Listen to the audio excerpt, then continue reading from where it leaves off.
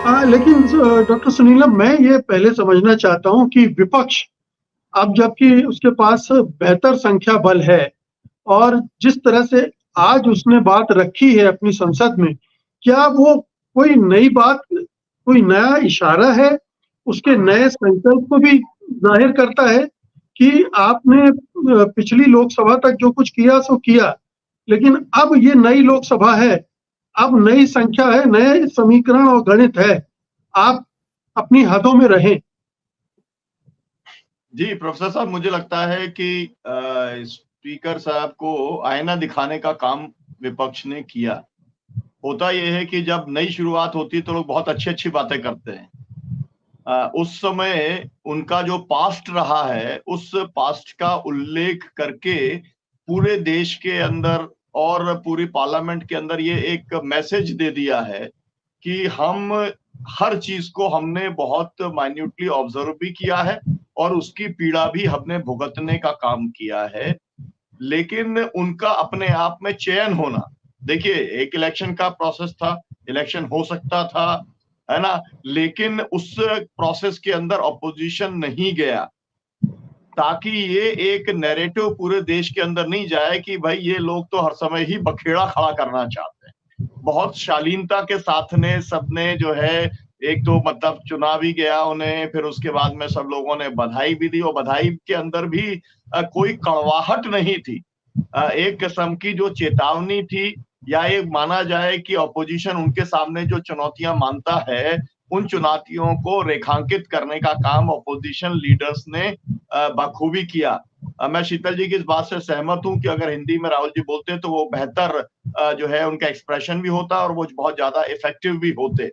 इसके साथ साथ में पूरे के पूरे अपोजिशन ने ये बात तो एकदम साफ करी कि वो पूरा इंडिया ब्लॉक जो है वो एक तरीके से पूरे पार्लियामेंट के अंदर काम करने वाला है। उन्होंने ये भी बता दिया कि बहुत कोऑर्डिनेटेड तरीके से इंडिया ब्लॉक के जितने भी जो लीडर्स हैं, जो उन लोगों की भाषा थी, उसके अंदर मोटे मोटे तौर पर एक एकदम ये साफ था, है ना, ये उन्होंने कुछ कहा नहीं, लेकिन अब 234 हैं,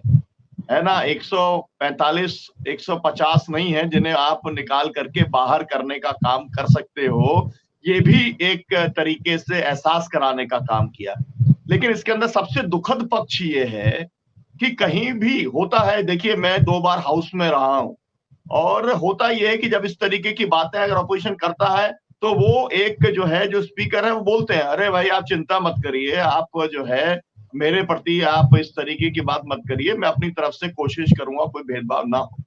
है ना, और मतलब इस तरीके की कोई स्थिति रिपीट नहीं होगी। लेकिन आपने ये देखा कि वो जिस तरीके से केवल वो मुस्कुराते रहे, उन्होंने कायदे से जो एक रीएश्योर करने का काम करना चाहिए था ऑपोजिशन को, जो चिंताएं ऑपोजिशन ने व्यक्त करने का काम किया था, तो उन्होंने सदन को रिश्योर नहीं किया कि मैं जो है जिस तरीके से मतलब आसंदी को होना चाहिए, न्यूट्रल होना चाहिए, निष्पक्ष होना चाहिए, सबको अवसर देना चाहिए, जो जो बात कही गई थी, मुझे लगता था कि वो कहीं पर बीच में इस तरीके की टिप्पणी करेंगे, क्योंकि उनको ये टिप्पणी करने का अधिकार है ना, उनको जो है पूरा प्रोसीजर या जो रूल्स हैं वो उनको ये अधिकार देता है। लेकिन उन्होंने इस तरीके की जरूरत उन्होंने नहीं समझी और जिस तरीके से प्रधानमंत्री महोदय ने कसीदे पढ़ने का काम किया वो भी अपने आप में एक्सेप्शनल है। ऐसा कभी नहीं हुआ कि मतलब हाउस का मतलब नरेंद्र मोदी जी जो जो एक तरीके से बखान करने का काम कर रहे थे, तो वो ये अपनी तरफ से एश्योर करने का काम कर रहे थे कि चिंता मत करो, हम तुम्हारे साथ हैं और हम तुम्हें अपना आगे लेकर के चलने वाले हैं। तो मुझे ऐसा लगता है जैसी उन्होंने शुरुआत की है उससे भी ये वाली बात साफ हो गई है और मुझे ऐसा लगता है कि वो जो काम उन्होंने किया था, जो काम उन्होंने संजय सिंह के साथ में किया, जो उन्होंने महुआ मोइत्रा के साथ में किया, दानिश अली को जिस तरीके से अपमानित किया गया, है ना, उसके बावजूद भी उन्होंने जो कार्रवाई नहीं की, मुझे लगता है कि उनके तौर तरीके के अंदर कोई अंतर आने वाला नहीं है और ऐसा नहीं है कि इस बात की जानकारी ऑपोजिशन को नहीं है,